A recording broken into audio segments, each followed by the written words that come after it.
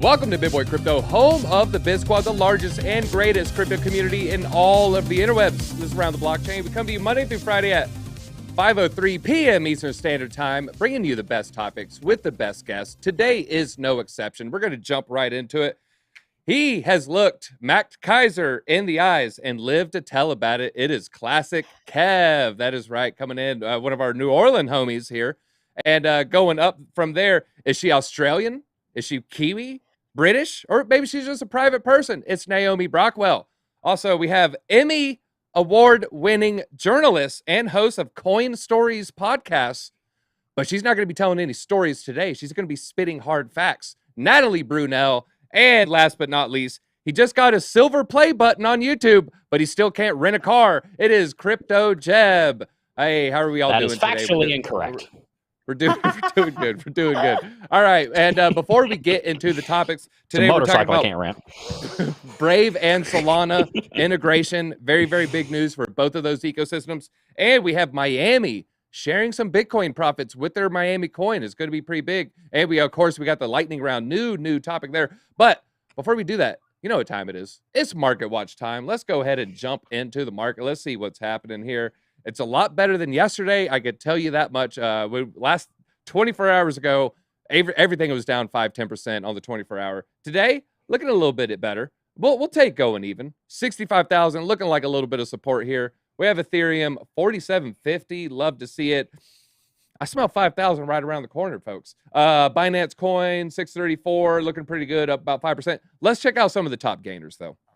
Woo! Maybe people thought that was Miami coin. I don't know what's going on with Mina. Jump into the top 100 here. Look at it jumping in at 80, up 30%. Zen's up. Mana still continuing to pump. Slowed down over last week. Of course, had that hyperbolic run up after the metaverse news coming from the Zuck. Zcash. Hey, what do you know? I bought me a Zcash. Yes, chat. I bought one Zcash the other day. It's called DCA. Don't hate on DZ. All right, and real quick, let's just look at the losers here. IoTX only down about 3.8%. Ravane, just some of the normal ones you see here. All right, nothing too crazy. All right, really not that many red coins. So it's looking good. The markets are looking a little green. Now, Jeb, the TA has to be telling you some story. What are the TEA leads telling you, though? The TEA leaves are telling me that Bitcoin could see a drop as low as 61,300. Somewhere in that range, there is a absolute metric ton of Bitcoin technical and fundamental support sitting right down around there. I think that there is, number one, there's an uptrend sitting on the bottoms on the 4-hourly chart for any of our analysts out there. Two, there is the VPVR giving us support at 61,300. And there's also the psychological fact that $60,000 was a previous very important level of support set back earlier on this year. I think that Bitcoin has a decent chance of pulling back down to 61, 62, somewhere in that region. But from there, I think it's going to bounce. I think it's going to rally. And I think we're going to see $70, $75, $80,000 at least before the month is out. And I agree with you, by the way, on Ethereum. I think $5,000 is right around the corner. All right, so if it does drop, I mean, if we see 64, even 63, maybe don't worry too much. But 62, 61, that's looking like support for you. Okay. All right. I'm sure that people like to hear that.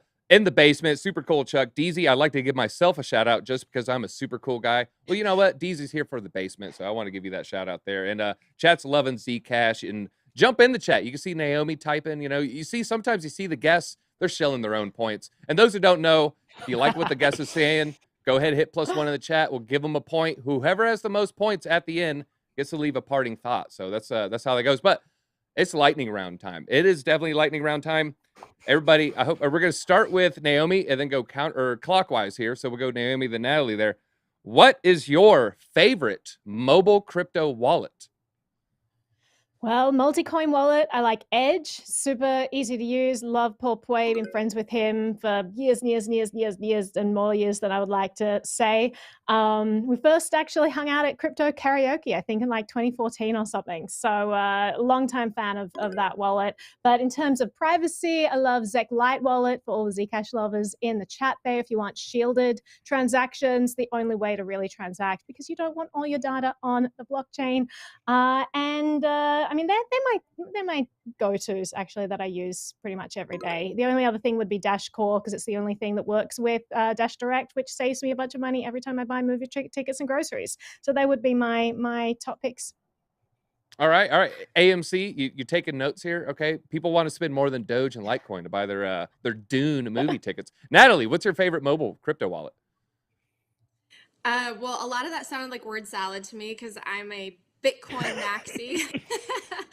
And I have my Swan wallet, so that's what I'm happy with. And cold storage, what cold storage wallets? So yeah, I love Swan because you can dollar cost average, and they denominate the Bitcoin in Sats, so you look way richer, which I love. So I deserve some points for that. Yeah. All right, all right. I like how you're like, yeah, that's worth how. Then the wallet's name is Swan. Yeah, that just screams legitimacy. Again, nothing against Swan wallet. We love our Swan. We love our swans. We love our swans. Except for the black swans, those events sometimes they can be bad. CryptoJebb, what is your favorite wallet? You know, it's funny, when I saw that you were going to ask this question, I was like, I'm going to have the best answer to this. I don't use mobile wallets. And the reason I don't is because I do everything on a computer because I guess I'm a boomer. I don't think that makes sense. But nevertheless, I use Coinbase. I guess boomer. that counts. But I use Coinbase and I have that app and I've used it before. So I guess that counts. But otherwise, I actually do everything with cold storage. And all right. And there's nothing wrong with a little extra layer of security, you know, using a laptop or something like that. Classic Kev, what do you like for your classic mobile wallet? All right, now here's the problem. I got to go last, and basically Naomi's answer was mine, and I got to deal with Natalie and CryptoJebb, who's basically like the final boss of a random blockchain. So I'm going to have to freestyle my answer. So I will probably be using I use Coinbase wallet because of the easiness to transfer. I heard good things about the Phantom wallet because it's going to integrate with Solana, and it's going to Ethereum as well, and it's got a built-in DEX. Then I use MetaMask too, just for simplicity. But the problem with MetaMask, it's only Ethereum. So I haven't found one wallet that just solves all my needs. But hey, if any sponsors out there, wallets, holla at your boy. I can be bought. All right. Let me just, I like to use MetaMask. I just want to, on a more serious note here, be careful with the Phantom mobile apps. There's a lot of scams out there. We had someone in our office download a fake Phantom Solana mobile wallet and had someone send them NFTs, and it just went to a random address. The guy took a Solana. So just be careful out there. Make sure you have the official one. If something has 2 out of 5 stars and 180 downloads, it's probably a scam. You know, just saying.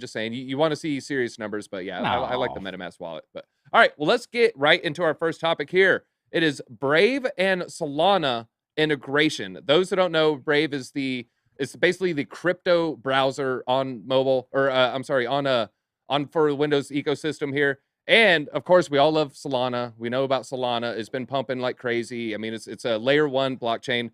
But so Brave started in 2019. It's got about 36 million active users. It's still seeing growth. But Naomi, I want to ask you this. I know you love decentralization. I'm not even going to try to pick on you this time, but is Brave making a misstep teaming up with a coin that in some circles is known for their centralization? I don't think they're making a misstep. It's quite interesting. Brave is something that, I mean, I use it every day. I think it's the most private browser out there. I do a lot of research on my privacy channel into what the most private tools are for you to use, and Brave really comes out shining in terms of the way it looks after your data. So big fan of them. A lot of people hate on basic attention token. They're like, this is a useless thing. It's an ERC20. I'm going to stand up for that too. I make a substantial amount of my income from basic attention token, from people tipping my channel. This is something that I use every day.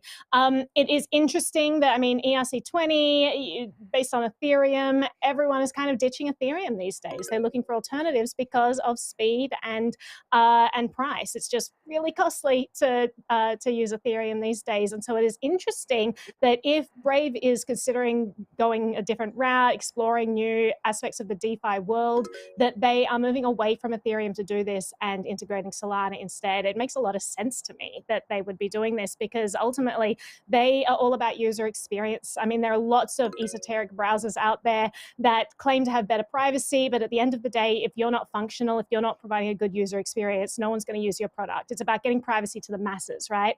And so Brave's done a great job in that. And if they're looking for user experience, it's interesting that they're going the Solana route rather than sticking with Ethereum and exploring DeFi there. So I don't think it's a misstep at all. I think Solana is very interesting. I think it's also interesting that they're the go-to chain for a lot of big companies out there that are looking to integrate different DeFi things. We've also got the TikTok competitor in India that is was Chang. Oh God, I've forgotten the name of it right now, blanked out. But they're also going the Solana route. So lots of interesting stuff going on there. And I will be interested to see how Brave incorporates more of this stuff into their user experience. Yeah, it would be interesting if they can try to pull some of these people into, you know, the decentralized way of life, or the you know, the less privacy or more privacy is a good thing. Now, Natalie, you brought up cold storage, and I think cold storage, you know, it's security and privacy. A lot of times they go hand in hand. Now, is crypto privacy going to be the next wave of DeFi, or is the privacy just a lost cause and people just don't really care too much about it, you think? Well, you know, I think this is something that people are looking at with the new upgrade that's coming on Bitcoin, which is known as Taproot. So I think that that's going to provide a little bit more privacy with the change to Schnorr signatures. And I think that privacy is really important. But, you know, when it comes to self-custody for crypto, I think that as we gain mainstream adoption, a lot of people just don't want that extra hassle of becoming their own bank. And I think that that's the right way to go, is to really take self-custody and individual sovereignty. I think that's one of the most powerful things about this whole movement, especially with Bitcoin. But I think also people just don't want to worry about it. They like the idea of going to a bank and allowing someone to just handle all of that for them.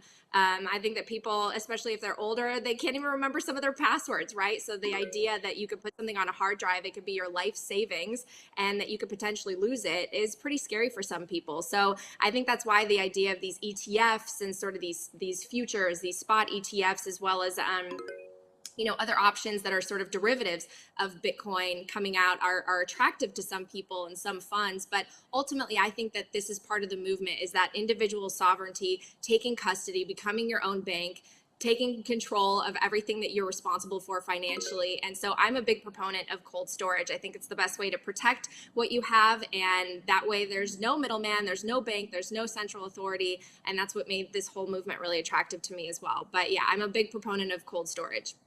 All right, I should have known the Bitcoin Maxi is going to say DeFi. Lock it up in cold storage. What are you doing? What are you doing? I love Maxis. I love Maxis, whether it's an ETH Maxi, a Bitcoin Maxi, even Hex. You know, you folks, Even you Hex, can't give up come any on. opportunity to bring it back to your favorite coin. Well, you know, Bitcoin. But no, we love it. We love it. All right. Now, Kevin, you love Solana. You talk about it, Solana, a lot. I mean, we were actually just in Vegas, me and you, and Solana was brought up. You know, I mean, it's gone up a lot. We've seen a lot of pumps. Now, where could a partnership like this take Solana as far as price action goes? I mean, are they already overextended? I mean, can you see a 2x from this? Do you see just as a nothing burger? So my price target for Solana is anywhere from 400 to 700 by the end of the year. And guys, I want y'all to think about something with Solana. Solana is basically the new pretty girl in school, right? And Ethereum was the old pretty girl. And now Solana comes in. Y'all, the prom's coming up. Ethereum better get it together. But now what you said about Solana being centralized, that is true. But that's just the backbone infrastructure layer. So that's why it's so cheap and so fast. Over time, it will be less centralized as it's more adopted. So, and I'm not a maxi for Solana or anything. I love Ethereum and Solana, but you know, that's just how I look at it. All right. Now, Jeb, I mean, Brave, they're already teamed up with Gemini. You know, they already, you know, move crypto. They already have their own tipping system. Is Solana bringing enough to the table to, you know, Brave? Does Brave really even need Solana? Why do you think they went with this partnership? Well, you know, I really don't know. But what I do know is that Brave is run by some very, very intelligent people. If you guys don't know who runs Brave, Brendan Ike, I believe is the way you pronounce his name, was one of the people that started it. He was the CEO of Mozilla, as in Mozilla Firefox Corporation, started it in March 2014. And they founded Brave with the idea of trying to take on these big search engines with Google and, you know, to a lesser extent, Bing. And because I've been following Basic Attention Token and Brave for the last 4 years that I've been in the cryptocurrency space. And it's really surprising to me that they've done as well as they have. But the fact that they have shows that there is a large audience that follows content like what Naomi makes around, you know, privacy. People don't want to be tracked so much by these search engines. And I think that if Brave sees any way, shape, or form that Solana can help them achieve that mission, then they're going to go with this partnership, and then it's going to be very good. As far as why they've switched to Solana, I think it might have something to do with infrastructural integrations with what they're doing. I don't know exactly how everything works behind the scenes with Brave. What I do know is that it is they're taking on a Goliath with Google and Google Chrome and even Firefox, Brendan Ike's previous company, and they're going to need a lot of help to do that. So them building alliances with bigger cryptocurrencies than just basic attention token is going to be really, really important. Yeah, I agree. And a lot of people new to the space, younger people primarily, what I'm referring to here, they don't, to them, having $8 in crypto could be kind of fun and kind of exciting. I just ask yourself, rewind to back when you were a child, like, ooh, $8, I can, buy 4 snow cones with it. I don't even know. What's that cost? 1 banana? But yeah, so they're excited. Just some chat real quick. Yeah, ETH is cute. Also, the rich girl, Solana, is a little more cute, but from the trailer park. Hey, I grew up in the trailer park. There's nothing wrong with the girl from the wrong side of the tracks. There's nothing wrong with that. Kev, is Solana the girl from the wrong side of the tracks? Solana is she's kind of the bad girl. Her parents let her drink in high school and stuff, but she's cool. But she gets her homework. She always gets her homework done. She lets you copy off her homework sometimes. Solana is the cool girl in school. Sorry, Ethereum. Okay, cute and cool. All right, I like it. Pretty funny there. That's good stuff. Good stuff. Yeah, chats likes their basic attention token. If you're watching on Brave, I need you to hit that like button right now. Let me check the numbers real quick. One of the things about Brave that's really cool is that it's getting not even 1,000. Come on, guys. One of the cool things about Brave is that they're actually managing to get the older population. A lot of people don't know this. Bing actually has a much bigger market share than people realize. And the reason is people think Bing's a failure. Bing is not a failure. It actually has a massive amount of market share because a bunch of older ladies and gentlemen, get a new computer, and then it just comes with Bing on it. Yep. So Bing actually has more market share than you think. And a lot of people like my dad who are older actually end up using Brave. It's interesting that they're able to capture that. You know what? Me, Deezy, I'm an Ask Jeeves guy. That's just me, though. That's just me. I run counter to the popular choices here. All right, well, let's get the last topic here. Miami sharing some Bitcoin gains. We always like it when people share their gains, and imagine just living in a city and you get paid in Bitcoin just for it. So we all know it's Francis Suarez. He's the mayor. He's well-known Bitcoin bull. Love talking about it. He's kind of built his brand upon being, the Bitcoin mayor of the few mayors that can consider themselves. I mean, he's definitely most known for it. So Miami coin, it's a city coin. I'm gonna try. It's on Stacks. It's basically a fork of. It's using Bitcoin tech, and so you stake this. And you're going to earn Bitcoin yield. So you can stake your Miami coin and then earn Bitcoin. Now, Jebb, do you think he's serious about this? Is this a mayor that's in it for the tech? I can't ask Natalie, obviously. Is this a mayor that's in it for the tech? Or do you think he's just using it as an advertising sense? Is he clout chasing, as some people would say? It's probably a little bit of both. I mean, I think Francis Suarez is in a similar position that Nayib Bukele from El Salvador is in, where, for example, a lot of the time when a lot of the instances where Bitcoin adoption in El Salvador was announced, it was announced in the United States and it was announced in English. And that kind of rubbed people a little bit the wrong way. It's like, why are you announcing that this is going to take place not in your own country and not in your own language? It's because I think these politicians do actually genuinely, and this is surprising to say about a politician, but I think both of them actually do have the best interest of their people at heart. But two, yeah, they got to play the political game, and they realize that if they make sure that it's popular, then it's one, going to pay dividends for them quite literally because they're staking this stuff, and two, it's going to end up hopefully allowing for more adoption. What I think is really important here is that Francis Suarez set the stage that now a lot of other mayors are moving forward on. We're seeing the same thing happening in New York City. I'm blanking on the gentleman's name who just took office, Eric Adams, I think it is, in New York City, or is about to take office, mayor-elect of New York City, $2-point-something trillion economy. A lot of these mayors are much more powerful than people think they are. And the thing that I love about these mayors adopting Bitcoin and cryptocurrencies rather than, national governments doing it is that it really encompasses the homegrown nature of Bitcoin and crypto adoption, where you have the little guys adopt it and the medium guys and the big guys. We're seeing cities adopt it. Now I think we're going to start to see, well, we're already seeing certain governors and states move in the direction of really appreciating and adopting crypto. But I think we're going to see governors try and do the same thing. And then hopefully we'll see the same thing happen in the United States. And this is just another one of those stories that is hopefully moving the needle in the right direction. I personally probably wouldn't move to a city just because it had a city coin, but but for the residents that are there, I think this is a great way of advertising Bitcoin to them. And by the way, a lot of the people in Miami could use Bitcoin because a lot of them need the help and financial freedom that Bitcoin and cryptocurrencies can provide.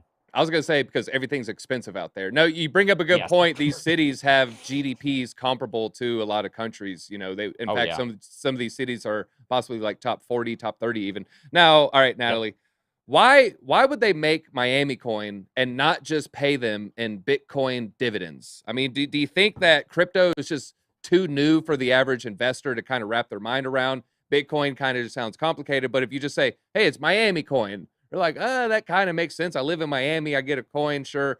Why not just pay them in Bitcoin directly?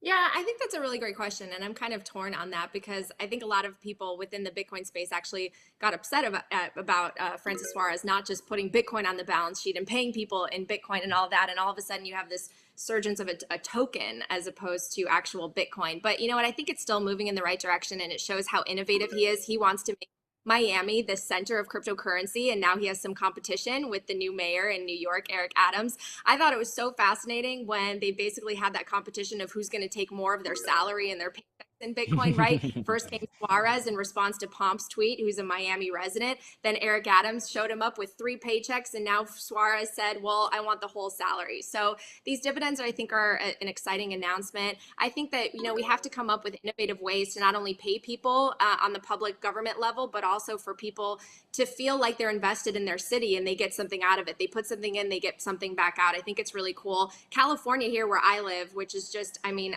our budget has a lot of different issues. We are like the 5th GDP, I think, in the world. We're the 5th largest economy in the world, just California. So I think California would benefit from a little bit of a California coin. I've been trying to get one of my sources, who's an advisor to Gavin Newsom, to put Bitcoin on the balance sheet. Come on, like fix the roads, fix the homeless problem, but they haven't listened to me yet, so we'll see. All right, Cali coin. Go ahead. It already has a good name. Cali coin. You know, I'd put some Cali coin in my wallet. Yeah, I'd take some Cali coin.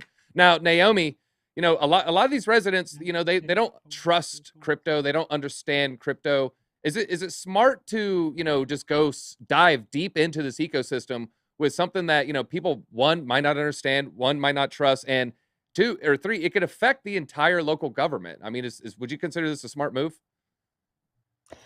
Well, there are a bunch of things to cover in that. First of all, I don't think that someone needs to understand something to be able to benefit from it or use it. I don't think most people understand how the traditional financial system works at all. They don't understand how complex Swift is, or any, you know, chess, or any of these money-moving rails. It's incredibly complicated, but people don't need to understand it because all they need to do is know how to work their bank account, put money in, take money out, send it. You know, and crypto's pretty much the same way. We've gotten to the stage in the industry where it's mature enough that it is pretty friction-free for the most part, and people could send and receive money pretty easily. That being said, is Miami coin a good idea? Well, I'm looking to defund the government and not find ways to get funding for the government. So on that side of things, not a big fan of it. But if we're talking about, you know, alternative methods of funding things for the community other than taxing people, definitely interesting. And as, you know, Natalie said, I completely agree, very innovative. The fact that he's diving into the idea of staking, finding ways for the money to work for itself, is really interesting. I love that he's thinking outside of the box, because we do have a debt crisis. You know, we do have a social security crisis. We have all kinds of crises going on right now in the economy. Everything's not looking too crash hot. We also have an inflation crisis. So the last thing we want the government to do is be printing more money to be paying for things. So it is interesting that we now have state governments that are or city governments, I should say, that are starting to explore different financial tools and how this new era of cryptocurrency and programmable money and DeFi and all of this stuff can actually work for the people. And so it's interesting that Mayor Suarez is sort of picking up on that. I wonder whether this is going to be a trend, whether Eric Adams is going to follow suit. We already see New York City is also exploring city coins as well. You've also got, I think is it Austin or Houston? I think it's Austin. Austin, yeah, that's also exploring it. They're the 3 in America. It will be interesting to see if they work and if other states start to pick them up as well. Yeah, Austin, the city. We're not talking about Austin from Altcoin Daily, although he also lives in California. Brian Barbie said, make Compton coin. Okay, well, I mean, There you Chronic go. is a good album from, you know, I like some Snoop Dogg, I like some Dr. Dre. Basement Chat. DZ is that Bing, uncle bing, who bing. never got married. Well, geez, hit me where it hurts. And I Dang. saw the super Oh my chat. gosh. Thoughts on FJB? No real thoughts. I would stay away from that topic with 20-foot pole. But I will say this: apply meme token rules to that token. So if you wake up tomorrow and it's down 80%, like just don't be surprised. It's fun. Like I would just go for the ride. That'd be my advice as far as I would just say it's a meme token. Now, Kev. Miami Coin, it's been pumping. Stacks has been pumping. Basically, these mayors, they're giving Stacks free advertisement, even though most people don't even know Miami Coin is running on Stacks. But, you know, these coins have seen some huge gains lately. But we all know the bear market's coming. Are these coins going to survive the bear market, do you think? I think they will. I think they will. And I think this is the first step people are going to see in getting rid of government. You know, when we can have coins with smart contracts where stuff like, you know, where government red tape gets in the way, like fixing potholes or infrastructure problems, we can fund ourselves, vote on our own contractors. And Natalie, one of my sources actually talked to Gavin Newsom and said he's really looking at investing in Squid Games token for California. That's just Oh what my I heard, gosh. you know. But Sounds Probably the about best right. use of their money they've done in a while. I mean, I think this Zing. I think this is a really, really good thing that's happening, y'all, because imagine cities that want to grow their population and economic prosperity. What they can do is offer a higher yield to get citizens to come there. But I see smart contracts develop where, like I said, we can vote on, and then this could solve homelessness, y'all. This could literally solve homelessness. You know, you seen the Elon Musk tweet where he said he'd end world hunger if he could see a ledger of how the money was spent. That was the problem. So now we have an open sourced ledger where we can solve real world problems as a community. All right. Chat saying a Squid Game on discount, Apen. No, that's a big fat no. No, please from don't. us. All right. I kind of want to ask y'all about this bear market narrative, though. I'm going to go around the way here. Now, CryptoJebb, I mean, Miami Coin, probably pretty bullish, but, you know, there's going to be newer coins with some smaller cities. Maybe, you know, the residents like it even less than Miami residents.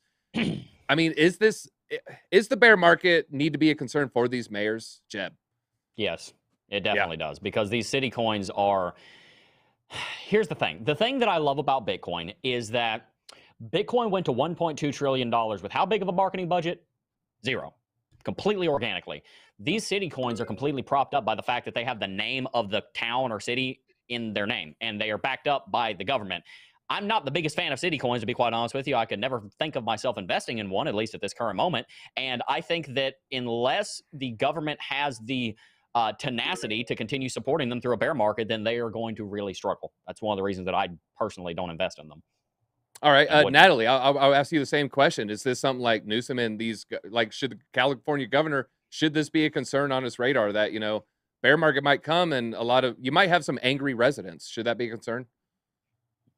Yeah, I mean, absolutely. Because at the end of the day, I would see these tokens more as technology companies or projects as opposed to actual money. Whereas I see Bitcoin as like sort of that core technology that's going to usher us into the digital age of savings. So I see these tokens as being even more volatile and potentially being ripe for a really, really big correction if something were to happen, as opposed to, I think Bitcoin's actually, you know, seeing less and less volatility as it's gaining option. So I know you're I know. No, I should have expected it. Of course, we're gonna go full circle and land at Bitcoin, and that's okay because we're talking about stacks, and you know that it totally makes sense in this context. Now, Naomi, I'll ask you same question here.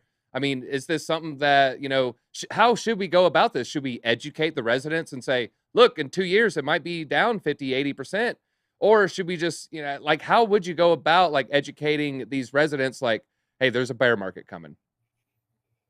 Well, education absolutely should be foremost on people's minds. And that's the biggest problem when you have self-regulated markets. It does rely on people going out there and, you know, it's all about individual responsibility. It's about understanding the decisions that you're making, understanding there is no safety net at the end of the day. There is no government that's going to come back you out. There is no FDIC insurance that's going to bail you out, and making sure that people do understand this. And I think a lot of people don't understand this. I had a friend who his entire Coinbase account was drained recently because he thought that he was speaking to a Coinbase representative, and he is an older generation. And so he just didn't understand that there could be such lax security and that money could just disappear. And at the end of the day, there's nothing Coinbase can do about it, right? It's not covered by FDIC insurance. Only the US dollar portion of his account is. And so education is absolutely paramount. The creators of this technology need to be out there and thinking about that. I think the government, absolutely, if they're diving into this stuff, if they're advertising this stuff as a good investment, I think that there's such a high level of accountability that needs to be met in terms of educating. And I honestly am not hopeful that it's going to happen. We have not seen education around how risky it is to hold a government bond, how risky it is to hold US dollars right now when we have 6.2% inflation just released, announced yesterday with the new CPI numbers.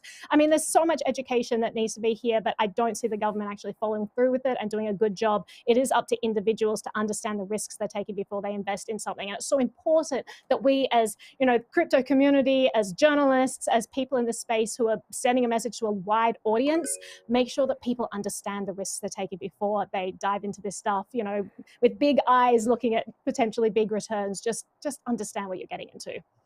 Yeah, I talked about it before. I was in NFT NYC, and everybody's just wide-eyed and hopeful. And me and Justin Williams were asking literally everybody, what do you think about the bear market? And then a lot of times they didn't even know what we were talking about. Back to Bitcoin. I mean, Bitcoin is going to have less of a fall, I believe, every cycle. I definitely agree with Natalie on that. But they didn't even understand Bitcoin having cycles and the bear market and the bull market. And they just thought, Axie Infinity player growth is just going to go up forever. And my smart love potion is just to the moon. And yeah, they just had, there's going to be a rude awakening out of whether it's 2 months from now, 2 weeks from now, 8 months from now, if you listen to the extended cycle theory.